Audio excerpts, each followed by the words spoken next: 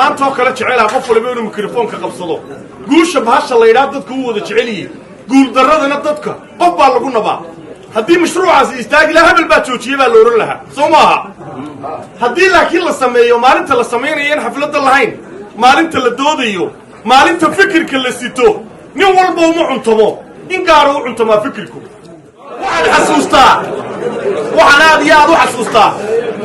oon halkan ka salaamayaa madaxweynaha dowlad deegaanka Itoobiya mudane Mustafa Maxamed Cumar oo ay abshiriye imika joogaan maalin maalmaha ka mid ah waxaan ku tagnay wafdi ballaaran oo 4 maayir iyo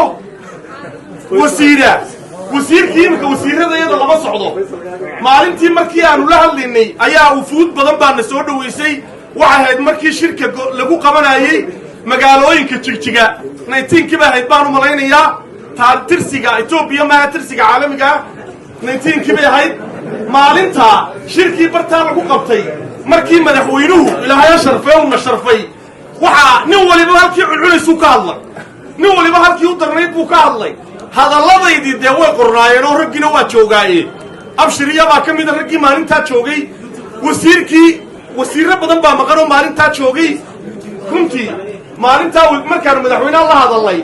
ayaa waxaan anigu yiri madaxweyne way adagtay madaxweyne dambe oo dowlad deegaanka soo maraa bariyaha Soomaaliya reer Saaqiye maanta wadada madaxweyne naga samee iyo magaalada Hargeysa madaxweyne isku xidhbaanin Hargeysa quraata maaha waxaan doonayaa in kalluunka dawga cad Sheekh yalla in awara lagu cunoorta